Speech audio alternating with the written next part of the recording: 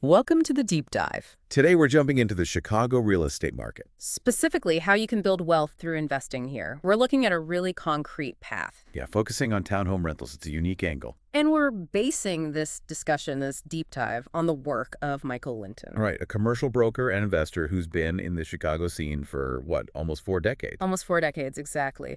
Deep, deep roots here. His insights come from his book, Chicago Deal Flow, Build a Portfolio of Townhome Rentals, and his website, chicagodealflow.com. So essentially we're tapping into years of hands-on experience. Think of it as a shortcut for our listeners. Definitely a shortcut. Getting those practical tactics straight from someone who's navigated this market successfully for so long. And it doesn't matter if you're just starting out or if you've been investing for years. Good point. The aim is to pull out the key nuggets from Michael Linton's work that you can use. Okay, so let's start with the why. Why Chicago townhomes? What makes them stand out? Well, Michael's work really frames them as a unique investment opportunity. How so? He argues they hit this great balance between affordability and desirability, a real sweet spot. Okay. Affordable for the investor, desirable for the tenant. Exactly. They often cost less than a single-family home to acquire, but tenants get more space, maybe a bit more privacy than your typical apartment. And he mentions they appeal to a specific kind of renter. Yeah, a growing segment, he calls it. People who value things like convenience, a sense of community, and just a better quality of living overall. Makes sense. Yeah.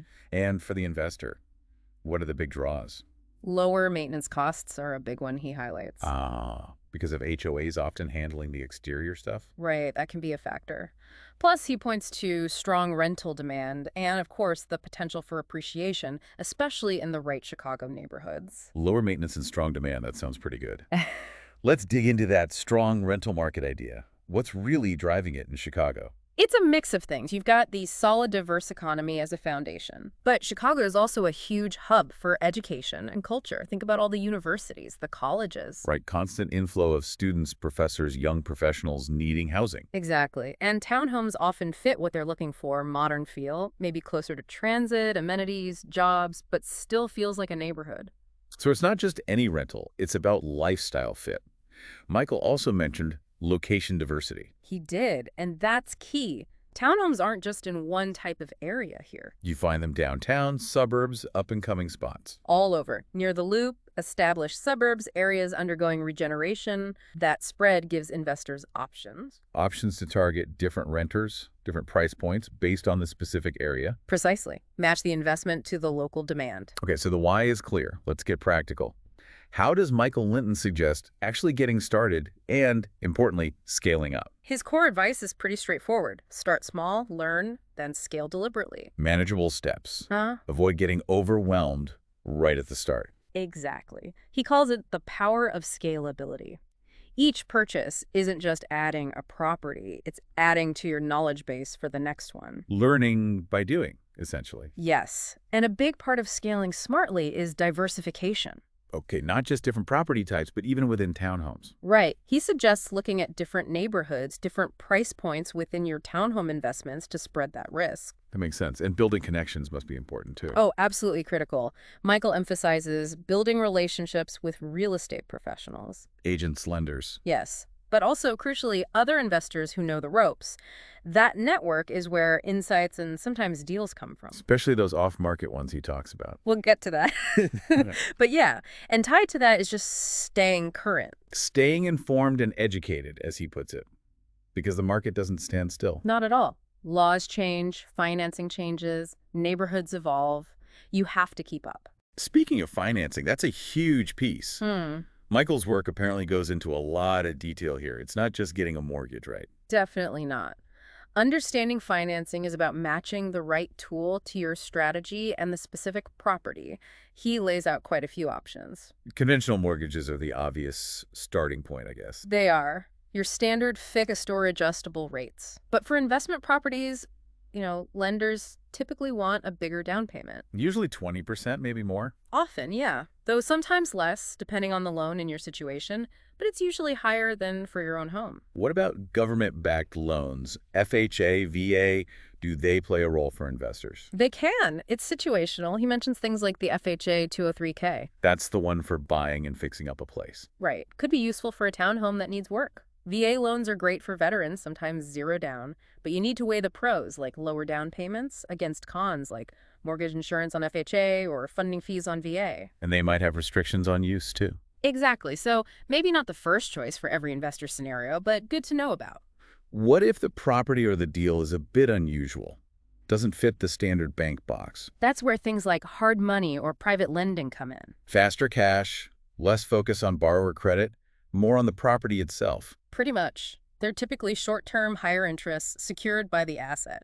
Michael discusses them as options for, say, quick flips or when bank financing is tricky. Useful tools in certain situations.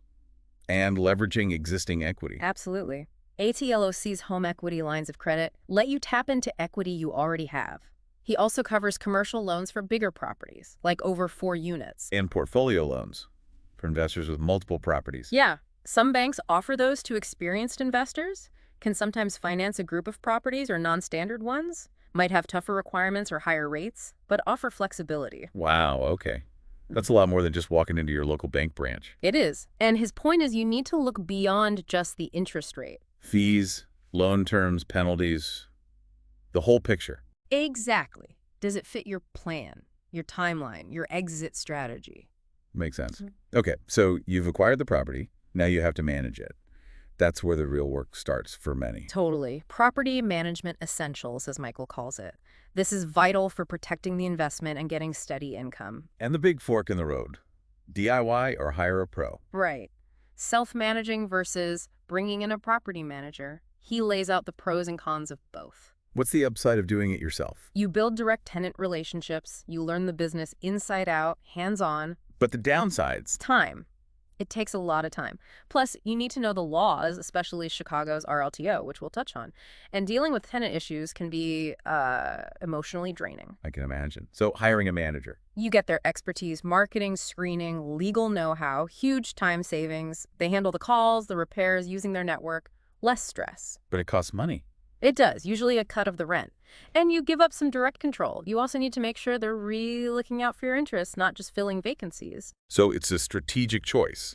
Depends on your resources, your personality, your goal. Exactly. And beyond that choice, he details key management tactics. Like what? Effective marketing, good photos, online presence, streamlining the leasing process, online applications, thorough screening, solid lease agreements. Tenant relationships seem important too. Crucial. Good communication, being responsive, keeping good tenants longer saves money. And then there's just maintaining the property proactively. Yeah. Keeping it safe, clean, maybe doing smart upgrades. And keeping those vacancies short. Downtime kills cash flow. Absolutely. Efficient turnovers are key. Okay, you mentioned the legal side. Chicago's regulations have a reputation. They do. And Michael's work really underscores that you have to understand the specific legal landscape here. Ignorance is not an excuse and can be very costly.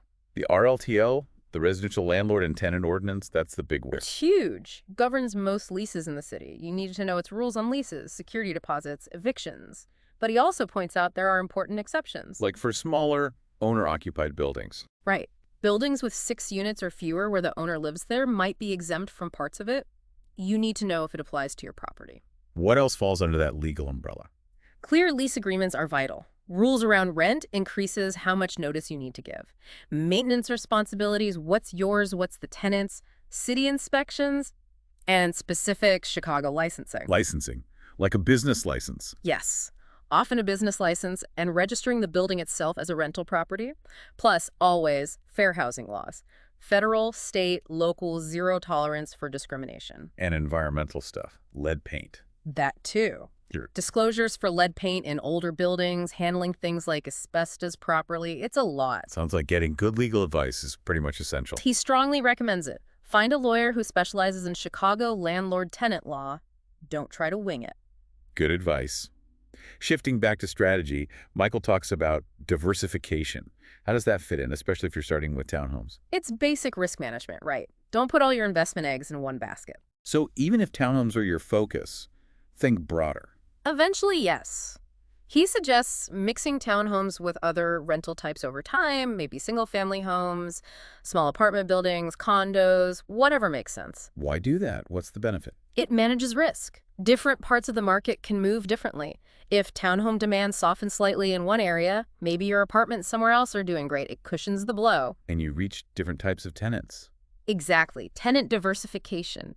Plus, you can potentially capitalize on different market trends happening in various segments. How do you do that smartly? Research each segment first.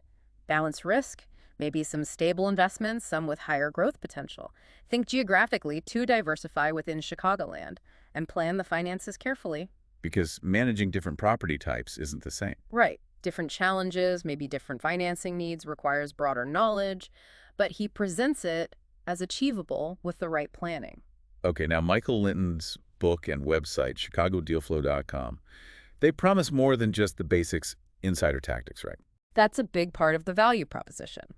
Its position as drawing on his deep, nearly 4 decades of local experience, including things like specializing in REO properties. REO, bank-owned properties, Yeah. often distressed. Often, yeah. Sourcing those kinds of deals requires specific knowledge and connections. So the site aims to provide resources beyond just general advice. Like what kind of resources? Well, there's a blog with comprehensive investment insights, market trends, analysis, tips based on that long experience. Okay, ongoing education. Then there are property listings, an IDX feed covering residential, commercial, land, standard stuff, but convenient. But the insider part. That seems to tie into the exclusive private listings. The off-market deals. Mm-hmm. Properties not advertised publicly. Exactly. Accessing those can be a huge competitive advantage. He also has educational investment videos on the site. So how does using these resources help someone build that townhome portfolio? The idea is they help you stay ahead of the competition. You get insights, you get access to deals others might not see, especially the private ones. It helps you navigate the complexity and make smarter, more informed decisions. Practical tools plus strategy. It sounds like it's really designed as a complete package, whether you're new or experienced. That's definitely the pitch. Empowering your journey, whether you're a seasoned pro or just stepping into this exciting world. His experience, especially navigating Chicago's unique landscape and sourcing deals like REOs, is positioned as the core differentiator. He calls the book an unwavering companion for Chicago real estate investors. Strong statement, but it reflects that goal of providing comprehensive, experience-based guidance. Okay, so we've covered a lot from Michael Linton's work. The appeal of townhomes here, his decades of experience, the practical side, financing management, the legal maze. Right, plus strategy like diversification and using those specific resources like the private listings he offers. It really is a deep dive into a specific approach for this market. So, for you, our listener, maybe looking at Chicago real estate, what's the takeaway? We've given you the overview based on Michael Linton's material, particularly his book, Chicago Deal Flow, Build a Portfolio of Townhome Rentals. But to really dig in, get the full details, the tactics, access those resources we mentioned. The next step is clear. Head over to chicagodealflow.com. That's the hub. The blog, the listings, public and private, the videos, info on the book. It's all there. It really brings up a final thought, doesn't it? Which is? In a market as competitive and, frankly, complex as Chicago's, how valuable is it to have guidance rooted in nearly 40 years of focused local success? Especially when finding those truly good opportunities often means looking beyond the obvious. Something definitely worth considering as you map out your own investment strategy in the city. Absolutely. Thanks for joining us on this deep dive exploring Michael Linton's framework for Chicago townhome investment. We hope it provides some valuable direction.